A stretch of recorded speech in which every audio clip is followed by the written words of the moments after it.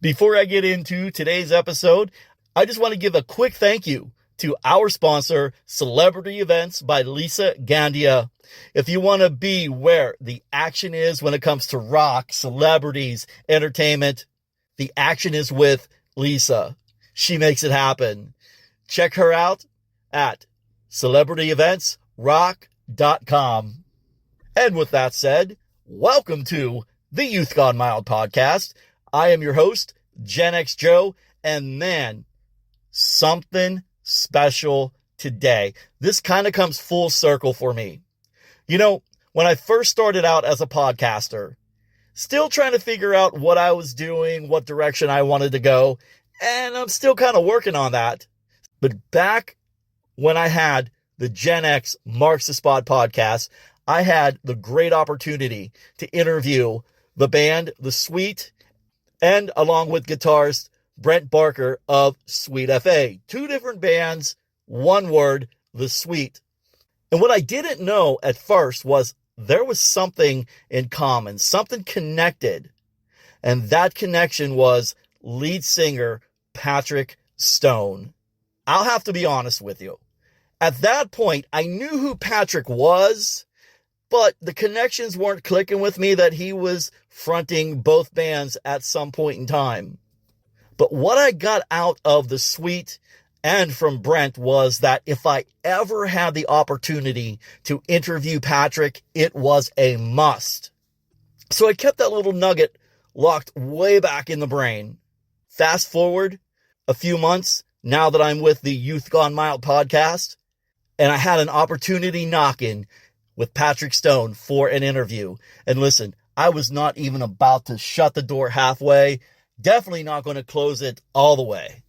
Because for those of you that don't know, Patrick has a story. Actually, he has an incredible story about the journey that he took, not only to become the lead singer of Adler's Appetite, The Sweet, Sweet FA, but now he is the lead singer of Hairball. And if you don't know who Hairball is yet, you're going to find out. I'm just going to paint a quick picture, but you're going to find out during the interview who and what Hairball is. This isn't a cover band. This isn't a concert if you go to a Hairball show. It is an event. You know, calling it a concert would be like calling Mount Rushmore a roadside attraction. Hairball brings to life the music of Van Halen, Kiss, Mötley Crüe, Queen, Journey, Aerosmith, the list goes on. And believe it or not, what makes this really cool is Patrick is one of 3 powerhouse lead vocalists in the band. And on any given night, Patrick could transform into David Lee Roth, Steve Perry, Robert Plant, Sebastian Bach, Bret Michaels, or even Axl Rose. And he's in full character, full costume, but most of all, full commitment. Without talking anymore, from the Wherever I May Roam studio, here's my interview with Patrick Stone of Hairball. And thank you so much for being on my podcast. Hell yeah, thanks for having me, Joe. Appreciate it, man. Really appreciate it. Yeah, you know, I got to tell you, not long ago, I interviewed your old band, The Sweet, and they had nothing but great things to say about you. And they actually said, if you ever get an opportunity to do an interview with Patrick, you need to do one. Such a coincidence because then I interviewed Brent Barker, okay, from Sweet FA. Yeah, I love Brent. And he Such mentioned you. Guy, yeah. And I'm like, yeah, man. I'm like, well, you know, how weird is that? Because you were in a band, The Sweet, and then you went to Sweet FA. Now here you are. It's like this, you know, it just like came full circle. Yeah, and it's also funny because, you know, Ari from Adler's Appetite, I used to be in Adler's Appetite, and then I moved on and did my own original band, Butterside, and Steven got Ari, and now I left Sweet and moved on to Hairball, and now Ari is with Sweet. So it's like I feel like he's just kind of following me around, picking up my old jobs. Right. Well, I don't think. I'm joking because he's so talented. As soon as I knew I had to go, he was actually the first one to come to mind when I was like, that guy could do so great with Sweet, and they love him to death. He's such a sweet guy. I just left Jimmy Burkhart, the guitar player of Sweet's place. We were recording a Brown Eyed Girl for some guy in Tennessee wants us to just throw down. So we recorded that. Yeah, the circle just keeps going around. Yeah, man, that's absolutely crazy. I was looking over the Hairball website, but I was looking at some of your favorite bands, and I did not see one hair metal person or band on there. You got Emily Armstrong of Linkin Park, Chris Cornell, Right. Freddie Mercury. Yep. I Right. could go on. I know it was like I moved to LA and hair metal was it was the thing, you know what I mean? I went down there with like spandex in my suitcase and, planning on wearing a lot of eyeliner and lipstick. And I had moved into my apartment and they were playing November Rain was on the countdown. It was like Pirate Radio or KNAC or something like that here in LA. And and then right after it, the DJ said, the whole world is going to change. Listen to this. And on came Smells Like Teen Spirit. And all the girls that were my age and everything else, everything just switched like overnight, and then all of a sudden we were paying attention to these singers like Chris Cornell and all of those guys, Kurt Cobain, and it was just a whole new playing field. And that was kind of my generation. And I really tried to saturate myself in all of that, and not just to keep up with the times, but it really took over me, especially because I was going through a lot of struggles with drug addiction and stuff like that. So I really related to that Seattle scene, and it kind of became the voice of my generation. And I felt like I'd left hair metal behind, and then this whole thing popped up, and getting the groove with Hairball has just taken me back to those high school days when these songs were, in my Walkman and on the radio, and it's such a breath of fresh air because those songs were just, it's all about cutting loose and feeling good and partying. There's no there's just no suicide or sadness in it. It's just all, let's pump each other up and feel better, and that's very refreshing to be in something that does that every night. I mean, I've always been a huge Johnny Cash fan. He's another one I can put on and just play him all day. And you'll never hear the same song twice. They just spent so much time recording. So that also just gave me so much respect for him. And again, such a like a just a shooting star. Some of these guys are just they're a blink, and they did so much for music in the time that they were here, and they left us so much to just love and swim in. It's just it's a blessing to have those guys. And Emily Armstrong, I got turned on to her. The Sunset Strip Music Festival was happening one year, and Dead Sarah was playing. I think it was Marilyn Manson and Mötley Crüe, Ozzy. I think they were all up there. Slash was doing something with Fergie that day, and I had heard Weatherman, the Dead Sarah song, and fell in love with it. And I was working at a strip club, and I got this really hot chick to start stripping to it, and so watching her and falling in love with that music, and then years later they came out with the Ain't It Tragic record, which is my favorite record of all time. And Emily is just she's just got so much emotion, and she just means it. You know what I mean? It's the truth to her. You can feel it, and I just love that about her and Chris. They have that in common. And for her to get the singing spot for Linkin Park is just like, I mean, she deserves to be up there. I don't know if, I mean, I would love to think that Dead Sarah would rise to the top and be as famous as AC/DC someday because it's so good. But at the same time, just like, Butterside was struggling a little bit, and then along comes Hairball, and there I am living the rock star life. I can appreciate that for her, that she just jumped to that level so quickly because she deserves it.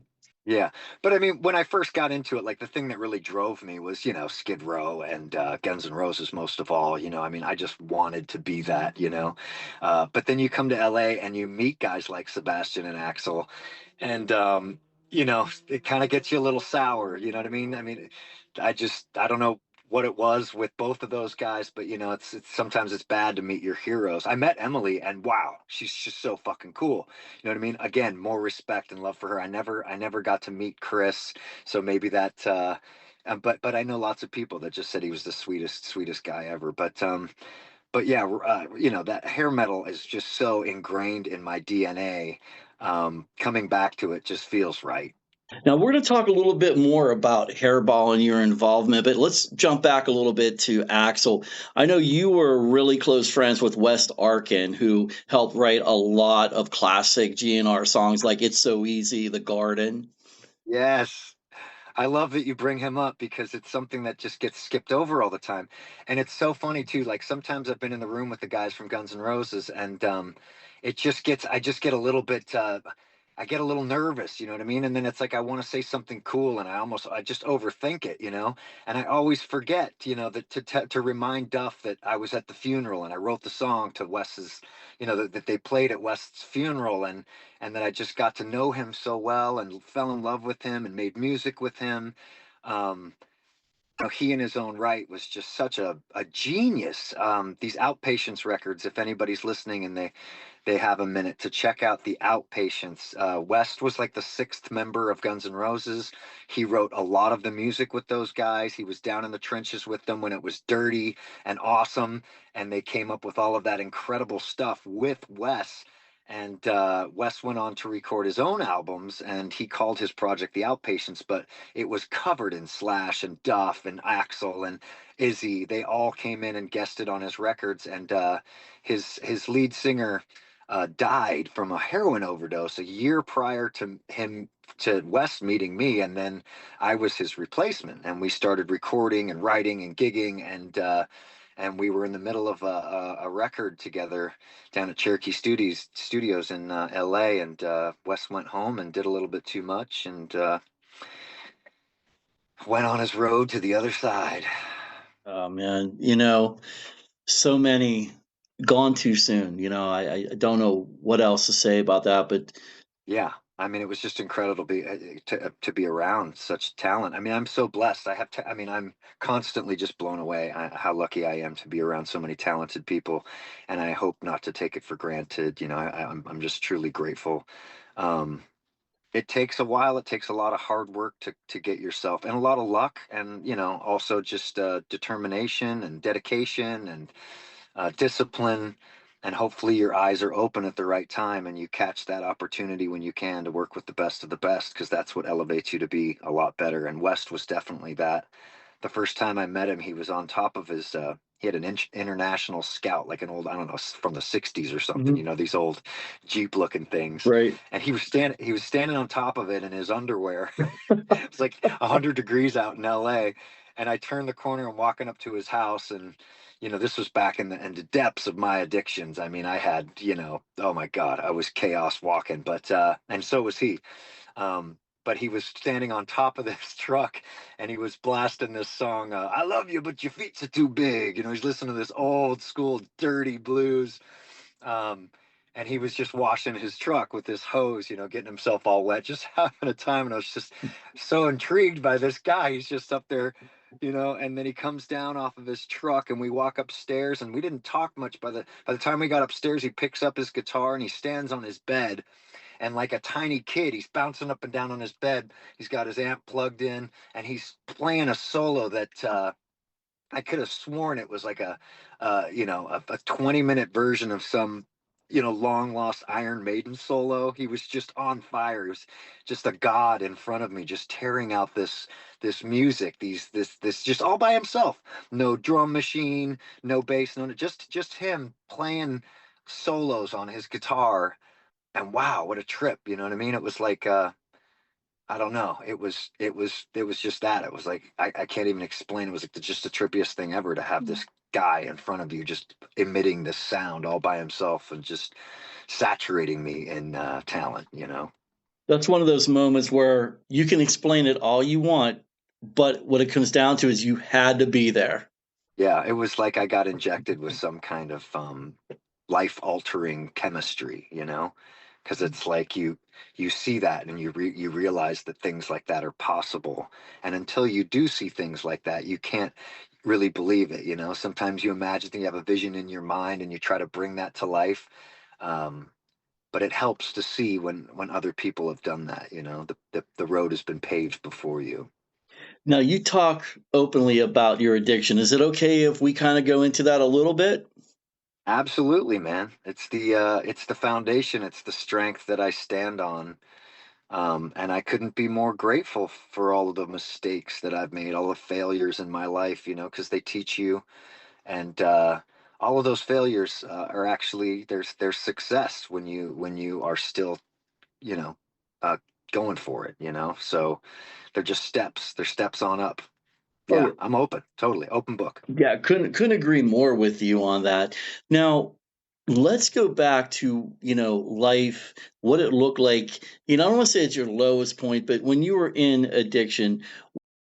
You know, when it first started, it seemed like all I wanted to do was isolate because I just wanted to be alone, or I just wanted to get high, and I was embarrassed, so I would hide myself. You know, gosh, every bathroom I could go into, I was in there for hours.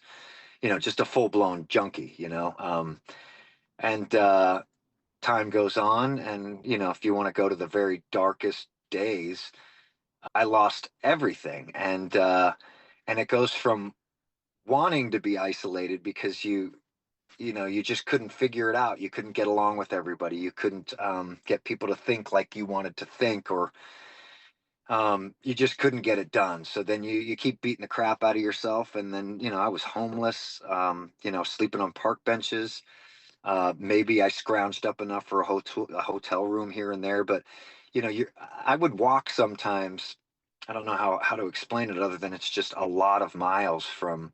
I would walk from North Hollywood all the way to Silver Lake, from Silver Lake all the way to West Hollywood. Sometimes when it's super cold out or raining, sometimes when it's blazing hot, wearing sweaters because I'm just too embarrassed to let anyone see my arms that are just covered in puncture wounds, and just trying to get another fix so I could forget about what a miserable life I've created for myself.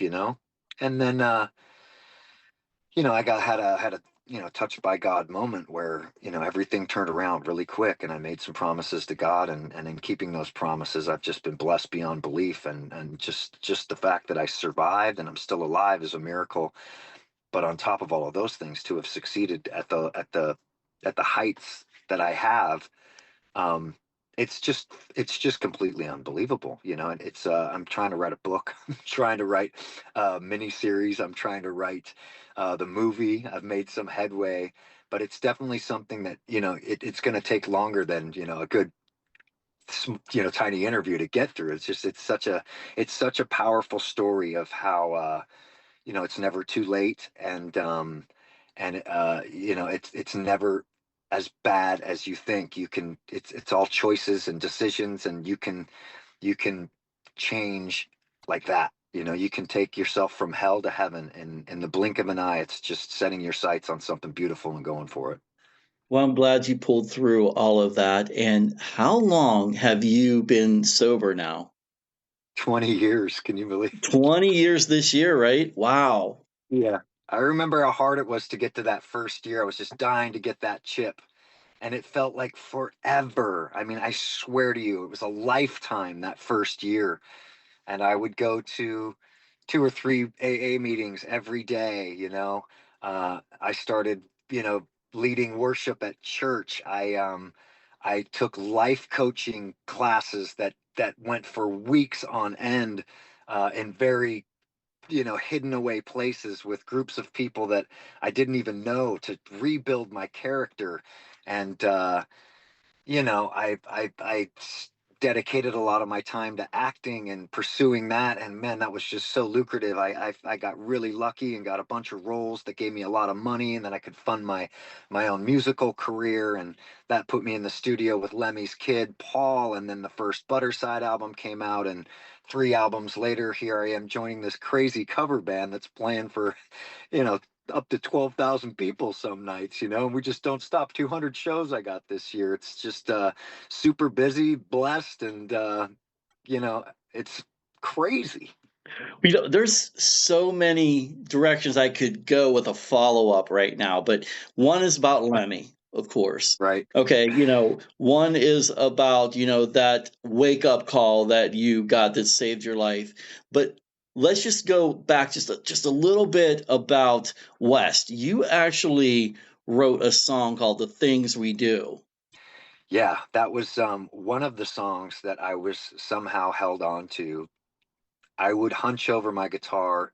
There were junkies all over my house. At that time, I was dealing a lot of dope, probably pounds per day. Just chaos. There's constantly a revolving door at the house. Just every thief and liar that you could possibly imagine swirling around me. And it was sketchy. It was scary. I was paranoid. I was sad. Nothing ever seems to go right. And the only thing that kind of got me through, not kind of, the only thing that it's ever gotten me through really is music. And I would hunch over that guitar, and that was just the guitar was there for me. That acoustic guitar was there for me when I lost West, and it was a very profound message. I really do believe that when I write something that's worth anything to anyone, it comes like a satellite right to my brain. It all happens pretty quick, and that one really fell into place within 5 or 10 minutes. A lot like a lot of the songs I put out. I wait for that moment for it to hit and for the truth to really sink in, and then I try to spout it out, and hopefully I catch a good melody on the way and a good chord progression. And yeah, that song really speaks the truth, man. And it actually affected a lot of people. There's still people. Somebody reached out to me the other day, my friend Aurora, who was in the depth of my addiction, and she made it out, and she lives up in Portland now. And we've been connected again through the grace of Facebook or whatever. And she was like, you should redo that song this way or that way. And whether that was a good idea or not, the fact that she brought up that song, because she still goes back to it all the time, just to remind us that, like, life is crazy, and you're going to be dealt these tornadoes, and we make mistakes, and it's okay. We move on, we learn, we grow. Yeah, it's totally about him. Yeah, my Yeah. good friend has died. Man of a message, spoken true. He just wanted to get high. Don't let it happen to you. Straight up. You know what I mean? Yeah, man. And then, I watched the video.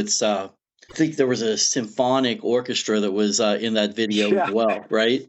That's another funny thing, is that there I was in the height of this drug addiction and all of this chaos around me, and I remember putting my head up and looking over at the people that were in my place, and I'm like right here, there's going to be this children's choir that comes in, and they're going to sing this, "You have to change your evil ways," and everybody in the room looked at me like, "Whatever, man, you're so lost, just like us."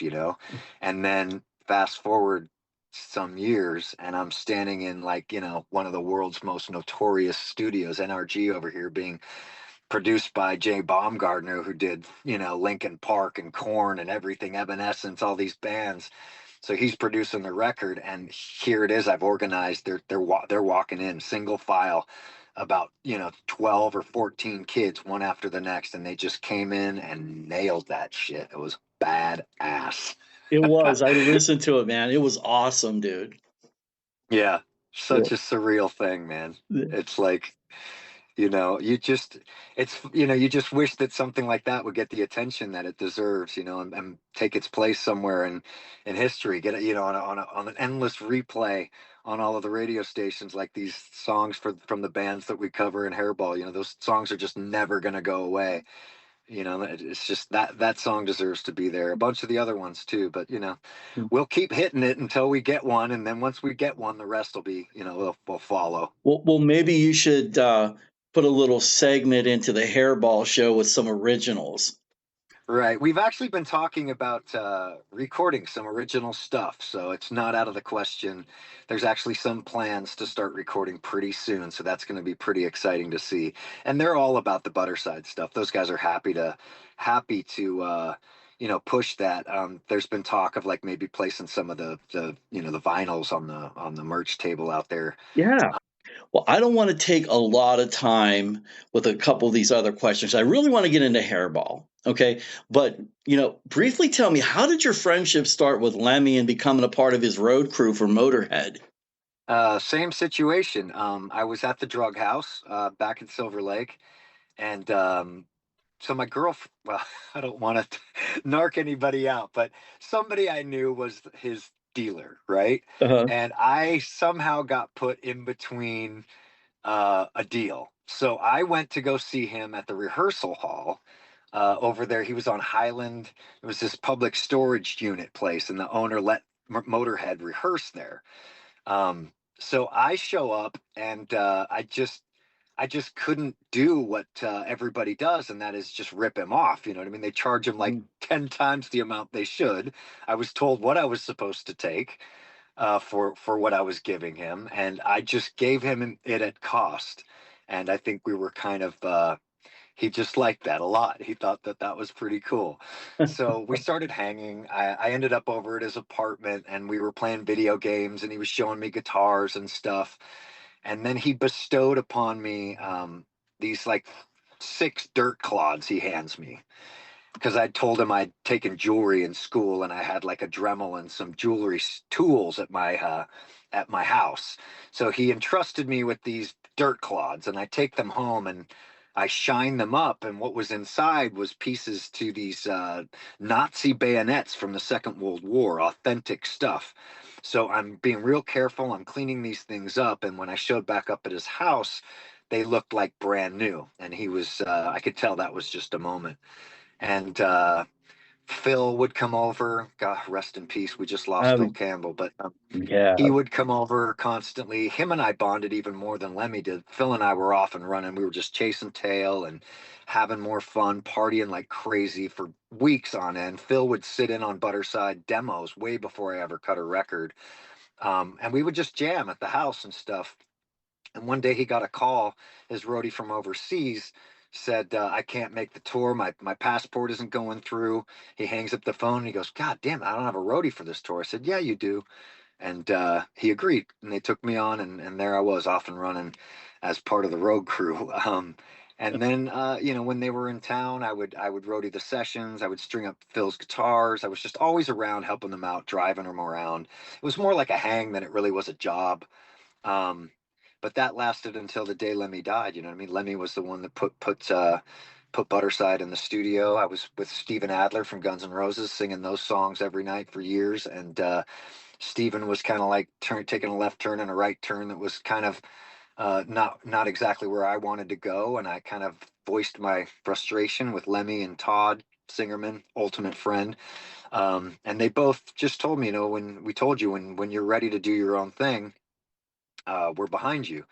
And we were on the phone one day, and I was bitching about Steven. Not that there's anything to bitch about. I love Steven to death. He's the best human being ever. I love that guy so much. But at that point, it was just like, what am I doing with my career? And Lemmy opened up the door. He said, well, I told him I'm ready. I'm ready to do my thing. And he put me in the studio with Paul. And his son, Paul, is, God, he's like the 7th Beatle. He's just such a genius. He wrapped his head around my music, and we made something that we were both very proud to put out when it was done. If anybody wants to check Butterside out, what are the social media sites or websites? Oh, if you spell it right, you can't not find it. BUDDERSIDE, one word. We're there. Reach out. Yeah. And if I said butter, I knew it was butter, but if I said, so that's my Southwestern PA talk, I guess, coming in. So yeah, when I went to, when Lemmy signed us, I went to him and I said, well, I'm kind of thinking about renaming the band. He says, I like Butterside. I said, shit. What were you going to call it?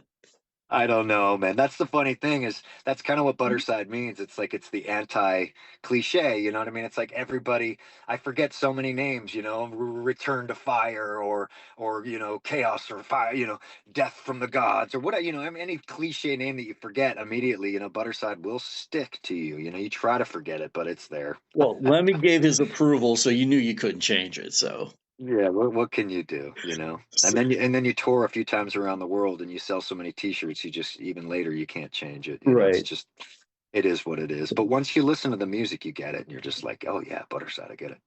Let's talk about Hairball. Now, I have to say, man, dude, you are like channeling 8 or 9 different rock legends. Yeah. And it's diverse too. I mean, and you pull them off well. I mean, you got everything from Vince Neil to then you get to like the Steve Perrys and the Robin Zanders. Like, how Yep. the hell are you doing that? Yeah, it's just a lot of practice, I guess.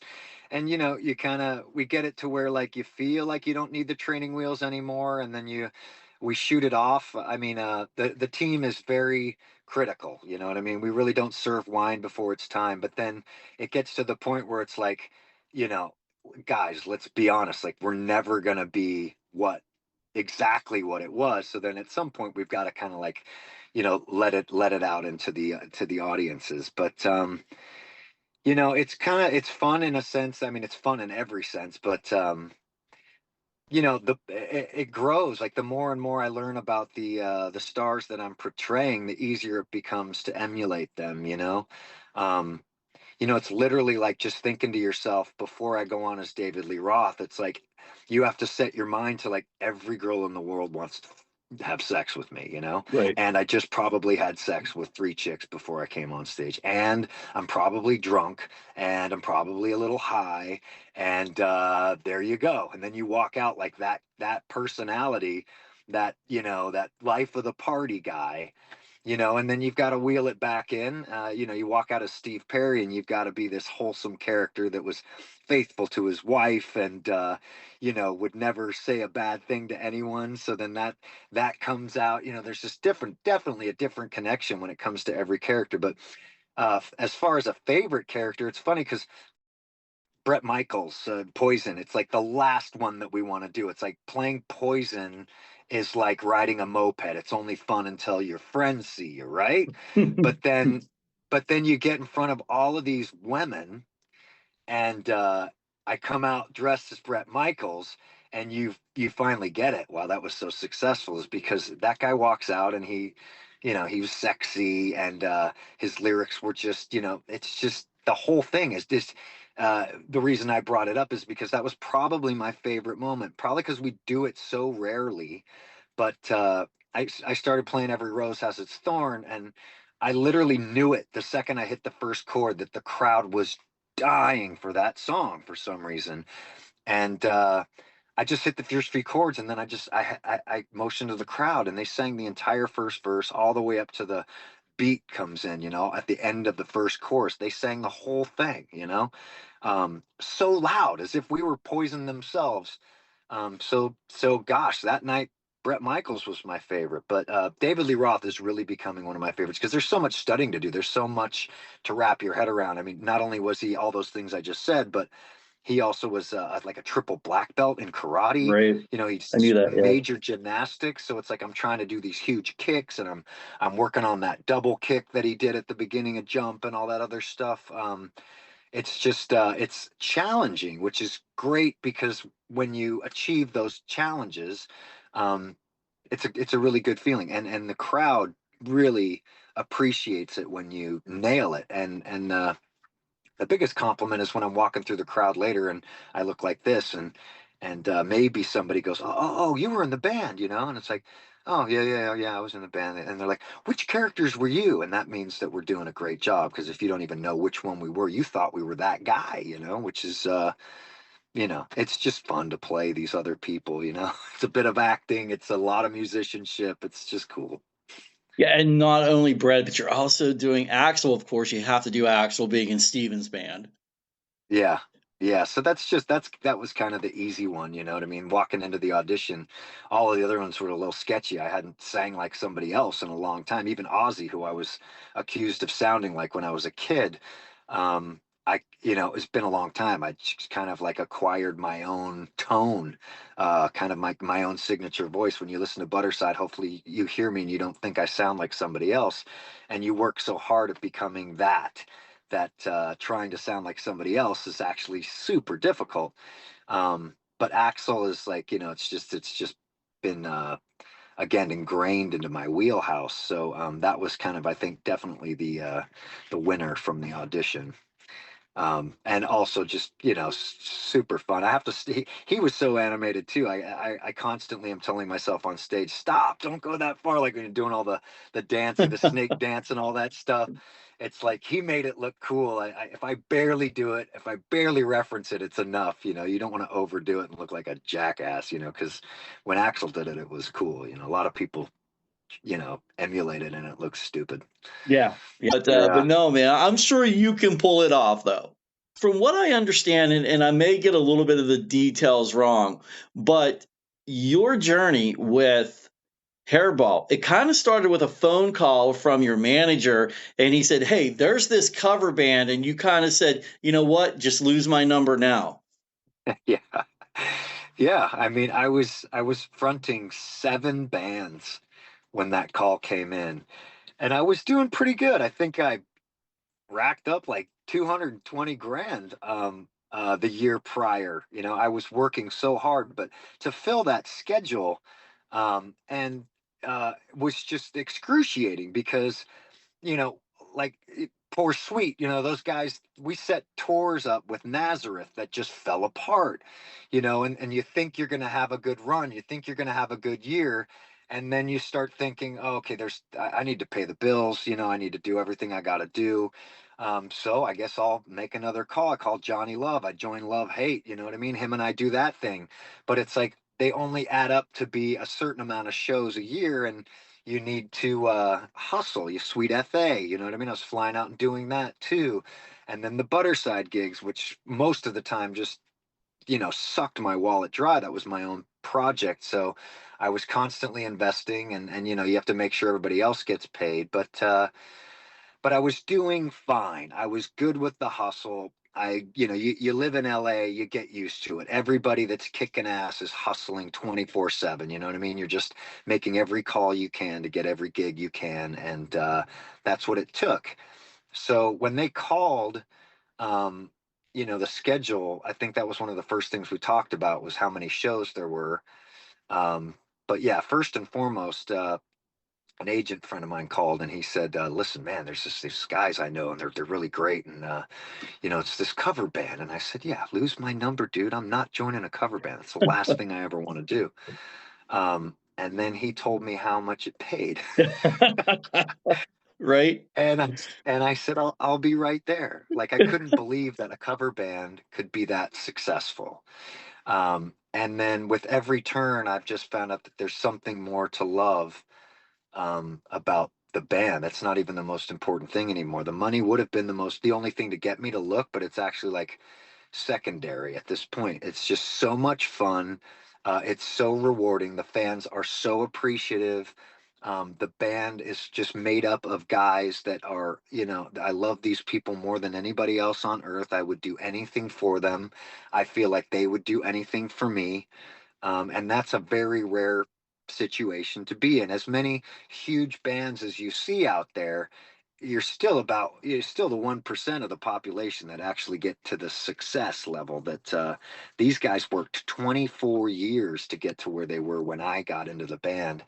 And I feel like I'm really bringing a lot to the table, and I think that they think so too. I mean, it's a lot of things have gotten fired up. Things are moving a lot faster. We've gotten a new agent along the way in the middle of last year. We did 127 shows last year. We got 200 booked for this year. It's just busy, busy, busy, and I mean, you wish for this your whole life. You wish for it your whole life. This is going to enable me to still do Butterside. I'll still, like I said, I'll be recording some of that again soon. We'll be putting out some more stuff, and that's all thanks to just the comfort that comes along with a job that's so steady. For those who have not seen Hairball, it's a must because you guys are getting everything almost down to the detail. Yeah, it's all really important to us, and I think that's what sets us aside from every other group out there, any cover band I've ever gone to see. It's like there's somebody up there thinking they can do it better than the guy did it originally, and it's Right. just like you can't. You know what I mean? You can't. Even if the guy made a mistake and it was a sour note, you know what? That was the note that belonged there. So we try to get every single note right.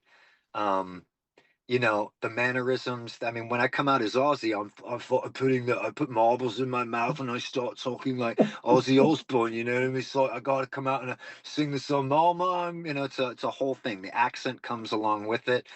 Everything, and the clothing. Yes, if we're up there wearing it, there was a picture somewhere of that guy wearing that thing. Um, you know, I do take some liberties with Axl, but very close to the mark. I mean, you definitely know that it's that dude up there, and not Patrick. Yeah, I lose myself in the gig. It's a lot of fun. And I'm real happy for you guys. You got 200 dates, but one thing I am upset about, I don't see one Pennsylvania date at all. Ah, where we're coming up to like somewhere close to you. There were some last year. There's got to be some coming. Well, Um, I've been looking at your schedule, okay, and I think the closest to where I am is Marietta, Ohio. oh gosh. We're all over the place. I mean, I can only imagine that we will get to wherever you are eventually, because you know you can't play all the other play. I mean, eventually, you got to get there. We'll run out of places to go, and we'll come there. Nice. Got to keep the rock alive, man. Yeah, you do. I mean, that's the other thing that's just mind blowing. I remember being in LA, you know, around the time COVID hit, and you know, the word on the street was rock and roll was dead. Yeah. You know, and now, you know, 4 or 5 nights a week, I'm up there singing to crowds where there's everything from small children to teenagers to people that just became adults to mid 20s. Every group, every generation is represented at Hairball shows, and they all of them know the words to every damn song, and they all sing it so loud. So rock has never been more alive. If we're filling up arenas, playing covers, uh, and people are coming out and worshiping the rock and roll, then it's the furthest thing from dead, you know. Not a political statement, but the only place rock is dead is at the Super Bowl halftime. That's all I'm saying. Yeah. It should be a campaign to get Hairball for the next Super Bowl. You know, they've done they right before I joined the band, they did a Minnesota Vikings halftime show for 65,000 people. No way. Yeah, and then they also got flown out to London to do a game there. So they played the halftime show there for probably about the same amount of people. And now there's a talk, which is where there's talk of us doing a Pittsburgh Steelers, because that's Dave's team, so he's got an in. Yes. Wouldn't that be the one? That would be the one closest to you. Wouldn't that be Yes. the best thing in the world? Yeah. So it's definitely on our radar, and you know, don't put it past us. We'll probably play for a halftime show again soon. So, we'll see. Now you made my day. I don't care how much tickets are going to cost. I'm going to be there. I'm in tight with our agent, man. I'll give him a call and tell him to place us over there, man. We'll figure it out. Nice, nice. So before we wrap up, Patrick, what is next for you for Butterside? Just a lot of hard work. Big picture, yeah, I'll be putting out more Butterside. Butterside is now stronger now than it ever has been. You know, Logan, one of the guitar players from Butterside, has now joined the Pretty Reckless. Oh, wow. Sam Bam Colton, the lead guitar player, has joined Godsmack. Elliot plays with Corey Taylor from Slipknot and Jerry Cantrell from Alice in Chains, Yeah. along with Dorothy, who will be opening for Godsmack on this tour coming up. So it's a very incestual thing going on with a lot of success. It's like we're all tightly knit friends, and we're all kicking ass, and it's just crazy that we still have this one thing that we do together, and we'll make the time for. So I'll go in and record some new songs for Butterside and put those out very soon. And in the meantime, I'm just traveling all over the world, playing with Hairball, bringing up the spirits of thousands of people every night. Hey, man, couldn't ask for anything more. Nope. All right, Patrick. Well, hey, man, please be safe out there on the road, and hopefully we'll see you in Pittsburgh. If not, maybe I might take a trip to Ohio. Do it. Do it. God bless you, Joseph. Thank you for having me, man. Thank you for supporting Hairball. We appreciate it. No problem. Hey, thanks for sharing your stories. Oh, anytime, man. All right, man. You take care. Man, what an incredible story Patrick has. I cannot thank him enough for sharing with us, with me, here on the Youth Gone Mild podcast. Patrick, I am wishing you all the best in the world with Hairball, with Butterside, and your journey in recovery. And hopefully, fingers crossed, you're going to be coming close to the Pittsburgh area where I can check out Hairball. And be sure to check out tour dates for Hairball. Go to hairballonline.com, or you can visit Patrick on all social media websites, Facebook, Instagram, you name it, he's out there. And you can check the Youth Gone Mild podcast out also on all social media, Facebook, Instagram, Threads, YouTube, TikTok, and X. And we're streaming on all major platforms. And with that, rock loud, live proud. Peace out, everyone. Props for listening. I'm GenXJoe, and this has been the Youth Gone Mild podcast.